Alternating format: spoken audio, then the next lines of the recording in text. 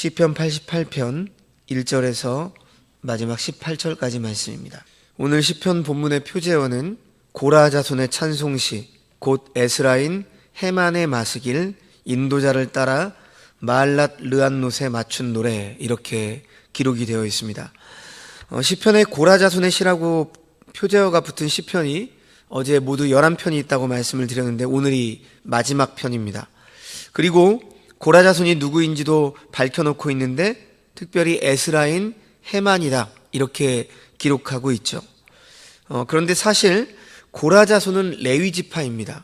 그런데 여기서 나오는 에스라인은 또 유다 지파입니다.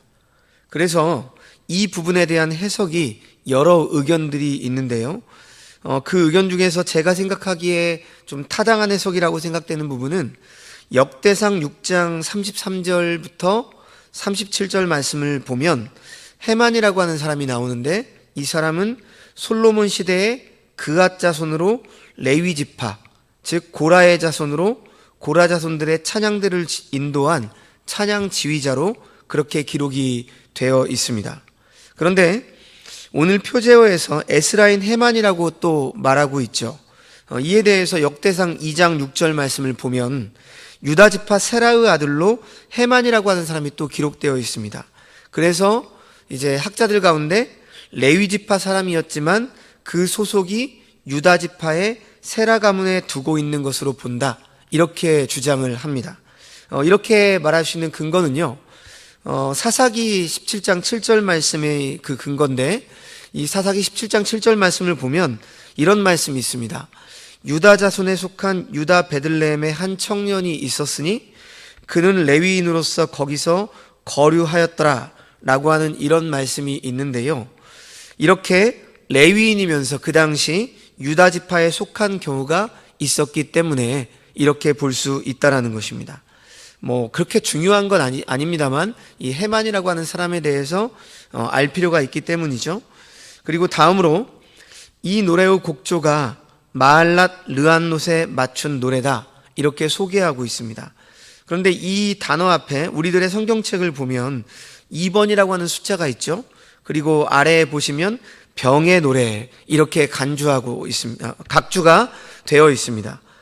그러니까 좀 더 구체적으로 보면 고통스러운 질병의 노래다, 이렇게 말을 할 수 있습니다. 그래서 이 시편의 곡조는 굉장히 무겁고 슬픈 곡조라고 하는 것을 우리가 느낄 수가 있죠. 오늘 시편은 탄원시로 분류를 할 수 있습니다. 대부분의 탄원시는 시인이 자신의 상황을 바라보면서 힘듦을 호소하다가 하나님을 직면하고 자신의 상황을 새롭게 해석하거나 자신의 상황이 아니라 하나님을 바라봄으로 찬양을 하는 것으로 그 시편들이 끝을 맺습니다. 그러나 오늘 시편은 시인이 자신의 고통스럽고 좌절스러운 상황을 탄원하는 것에서 시작해서 탄원하는 것으로 끝이 납니다. 그래서 오늘 시편은 시편 전체 중에서 가장 우울하고 처절한 상황을 노래하고 있는 것으로 여겨집니다. 그래서 어떤 이들은 이 시편이 시편 속에 들어있는 욥기와 같고 예레미야 애가와 같다, 이렇게 말을 하죠.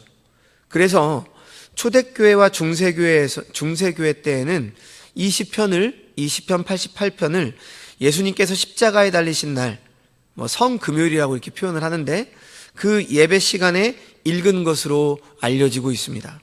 그 이유는 바로 이 시가 고난받는 그리스도의 기도로 해석을 했기 때문입니다. 자, 이런 배경을 가지고 오늘 시편을 한번 볼 텐데요. 오늘 본문은 크게 두 단락으로 나눌 수가 있습니다. 먼저 1절에서 9절까지 말씀은 고통 가운데 드리는 그 시인의 기도, 그리고 10절부터 마지막 18절 말씀까지는 두려움 가운데 바라는 소망의 기도, 이렇게 나눌 수가 있겠습니다.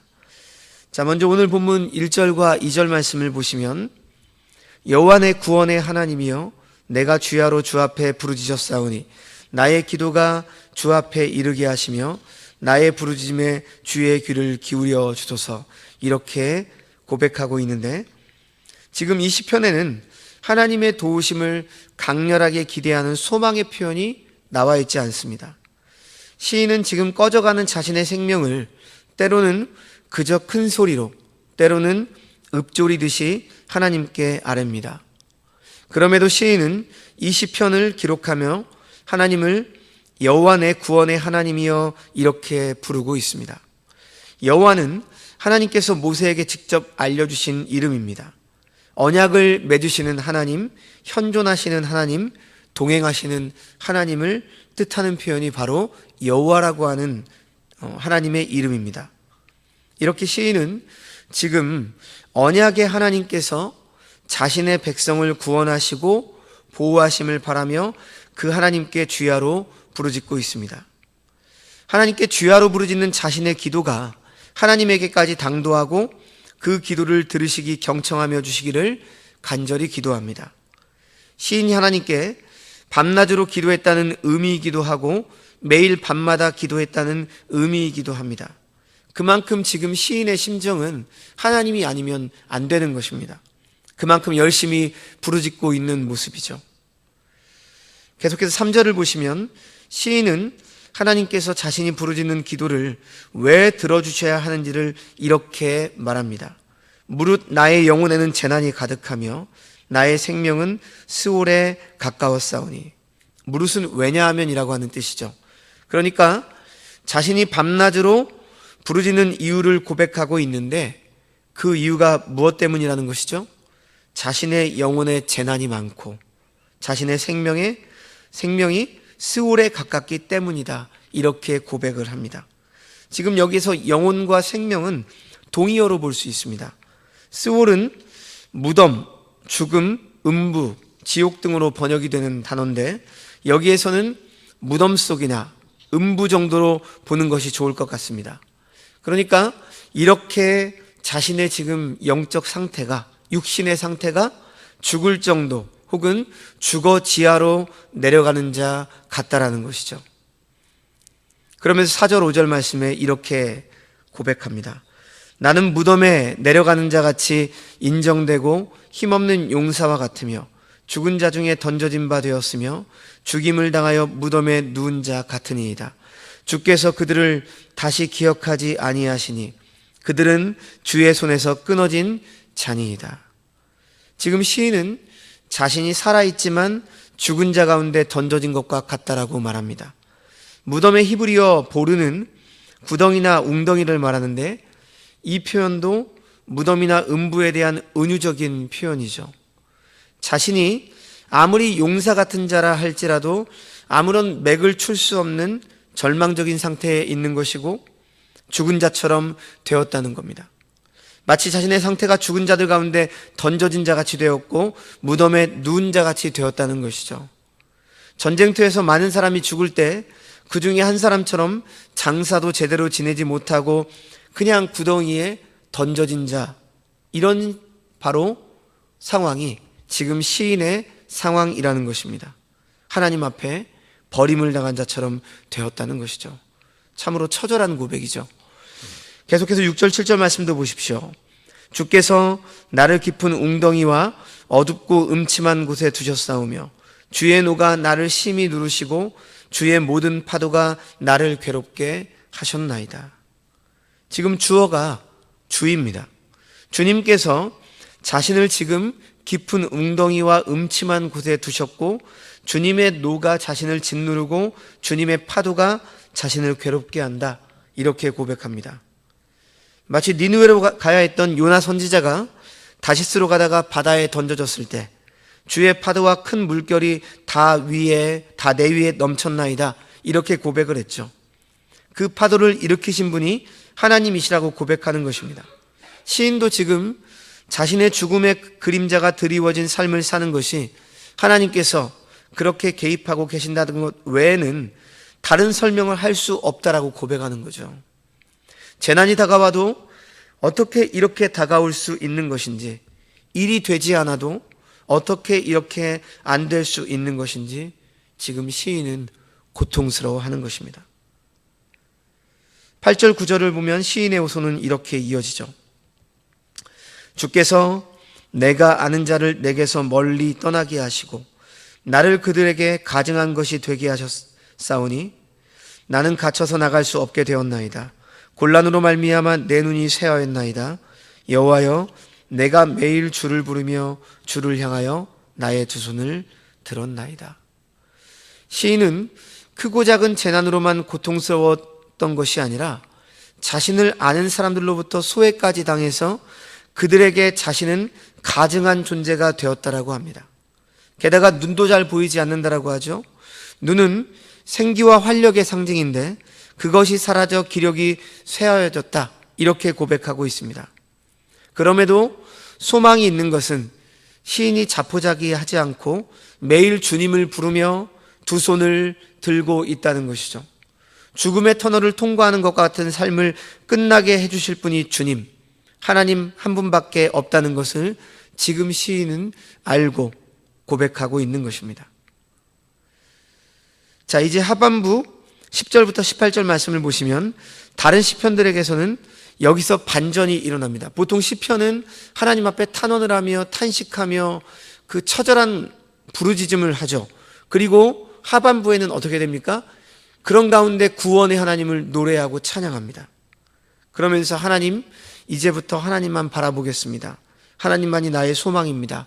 이렇게 전개가 되는데 오늘 이 시편은 계속 고통스러운 자신의 상황을 처절하게 고백하는 것으로 이 시편이 끝이 납니다. 10절에서 12절 말씀을 보십시오. 주께서 죽은 자에게 기이한 일을 보이시겠나이까? 유령들이 일어나 주를 찬송하리이까? 주의 인자하심을 무덤에서, 주의 성실하심을 멸망 중에서 선포할 수 있으리이까? 흑암 중에서 주의 기적과 이즘의 땅에서 주의 공의를 알 수 있으리이까? 지금 이 10절에서 12절에서 질문 형식으로 시인은 하나님께 간구하고 있습니다. 주님께서는 죽은 사람에게 기적을 베푸시겠습니까? 유령들이 일어나서 주님을 찬양할 수 있겠습니까? 무덤에서 주님의 사랑을, 죽은 사람들은 사이에서 주님의 성실하심을 말할 수 있겠습니까? 흑암 속에서 주님의 기적을 알 수 있겠습니까? 망각의 땅에서 주님의 공의로우심을 알 수 있겠습니까? 지금 이 5개의 질문은 모두 하나님, 내 생명이 끝나면 모든 것이 아무 의미가 없지 않습니까? 그러니 이 몸을 다시 소생시켜 주시고 회복시켜 주십시오. 이렇게 간곡하게 아뢰는 것입니다. 인간이 갖는 가장 큰 두려움은 죽음에 대한 것이죠. 그런데 사실 죽음에 대한 두려움보다도 죽음을 두려워하는 것을 두려워하는 것이 더 큽니다. 죽음과 고난 등에 대해서 두려움을 아주 크게 키워놓고 그것을 두려워하는 경우가 많죠. 두려움을 두려워하지 않는 최상의 방법은 무엇입니까? 이 상황을 있는 그대로 직면하는 것입니다. 직면하면 하나님께서 나아갈 길을 보여주시는 것이죠. 15절과 16절 말씀을 보십시오. 내가 어릴 적부터 고난을 당하여 죽게 되었사오며 주께서 두렵게 하실 때 당황하였나이다. 주의 진노가 내게 넘치고 주의 두려움이 나를 끊었나이다. 시인이 겪고 있는 고난은 갑자기 생긴 것이 아니라 어릴 때부터 있어온 것이라고 고백하고 있습니다. 성경에는 태어날 때부터 앞을 볼 수 없었던 사람과 걸을 수 없었던 사람도 나오고 12년 동안 혈루증을 앓아온 여인, 18년 동안 사탄에게 매여 장애를 안고 살았던 여인 등이 나옵니다. 시인도 무슨 일인지, 육체적으로 어떤 일인지 알 수는 없지만 어릴 때로부터 사람들로부터 곁눈질과 그 이상의 것을 당하며 살아온 것으로 보입니다. 그것이 얼마나 심하였던지 마치 하나님께서 자신에게 진노를 퍼부으시는 것 같고 하나님께서 두렵게 하심이 자신을 파멸시키는 것 같았다고 고백을 합니다. 시인은 자신이 고난을 겪고 두려움에 사로잡히고 했던 것이 어떤 일로 인해서 잠시 그러했던 것이 아니라 늘 그러했다라고 말하고 있습니다. 그러면서 시인은 이렇게 고백하며 오늘 본문을 마무리합니다. 이런 일이 물같이 종일 나를 애우며 함께 나를 둘러쌌나이다. 주는 내게서 사랑하는 자와 친구를 멀리 떠나게 하시며 내가 아는 자를 흑암에 두셨나이다. 물이 종일 자신을 에워쌌다라고 하는 것은 빠질 물이 빠지지 않고 있음을 의미합니다. 이때쯤 되면 끝날 때도 됐는데 끝나지 않고 계속 자신이 물에 빠져서 허우적거리고 있는 것이죠. 그야말로 고통과 절망과 두려움의 시간이 끝날 기미가 전혀 보이지 않는 상황을 시인은 이렇게 노래하고 있습니다. 또한 주님께서 사랑하는 사람들과 친구들을 자신에게서 다 떼어놓으니 흑암만이, 즉 어두움만이 자신의 친구가 되었다라고 깊은 한숨을, 탄식을 쉬고 있습니다. 오늘 시인의 마지막은 자신을 도와주거나 자신과 교제를 나눌 사람은 아무도 없고 그저 흑암, 어둠만 덩그러니 남아있는 것을 표현하는 것으로 이 시편을 마치고 있습니다. 다른 시편들은 아무리 큰 고통을 호소했을지라도 마지막은 찬양이었는데 오늘 시편은 그렇지 않아요. 그러나 오늘 시편은 우리에게 굉장한 역설을 강조합니다. 성도 여러분, 우리는 오늘 본문의 시인의 모습을 통해서 하나님께서 우리의 인생을 이렇게까지 인도하시는 것이 바로 우리의 신앙의 단순성을 위함이라고 하는 사실을 우리는 기억해야 합니다. 다시 말해서 우리는 지금 시인에게 고통이 더해가면서 그의 소원이 어떻게 되고 있습니까? 세상에 어떤 다른 것들을 원하고 있습니까? 나의 어떤 다른 일들이, 내가 하고 있는 것들이, 어떤 생활, 자녀, 나의 삶, 이런 소원이 아닙니다. 지극히 단순합니다. 지금 시인은 고통이 극에 달하고 그의 생명이 죽음에 가까이 이르렀을 때 오직 하나님만이 그의 소망이 되었고 구원을 위하여 할 수 있는 일도 오직 하나님께 부르짖는 것뿐이었습니다. 바로 이처럼 우리 신자들에게 고통은 때로는 용광로와 같아서 불의 열기가 더해질수록 세상에 속한 모든 것들을 태워버립니다. 세상에 내가 가지고 있었던 다른 근심은 아무것도 아닙니다. 이 고통이 얼마나 심하면 용광로처럼 더 큰 불의 열기가 더해질수록 세상에 속한 모든 것들을 다 태워버리고 어떻게 됩니까? 구원의 하나님만 바라보게 만드는 것이죠. 바로 이것이 신자에게 때때로 오는 고통의 의미입니다. 자신의 삶에서 주님의 빛 되심을 경험하고 그 후에 크고 작은 일들로 인해서 깊은 어둠을 절감하는 사람은 참 빛 되신 주님만을 갈구하게 되는 것이죠. 자신이 어둠에 있다는 것을 알지 못하는 사람은 참 빛을 구해야 하는 것도 알지 못합니다.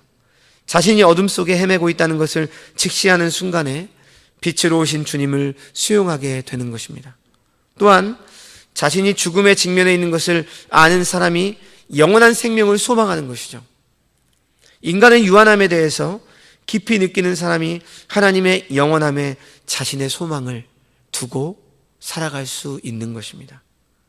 그러므로 성도 여러분, 더욱더 중요한 것은 하나님을 향해 여호와 구원의 하나님이여 라고 부르면서 하나님께서 자신의 고난과 두려움, 상황을 아뢰을 수 있는 사람은 그의 이름이 하나님의 나라에 기록된 사람이라고 하는 사실입니다.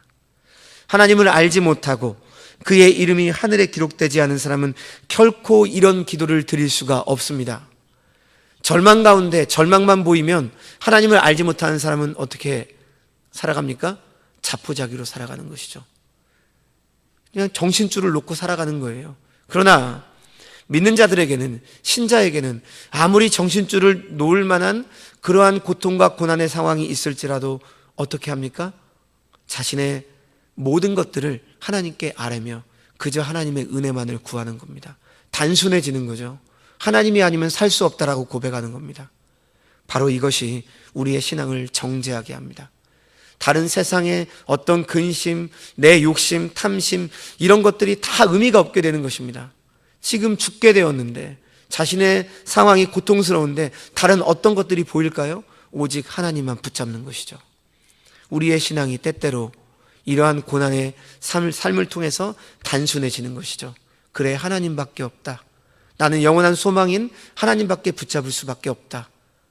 내가 죽는다 하더라도 나는 영원한 삶을 살아간다.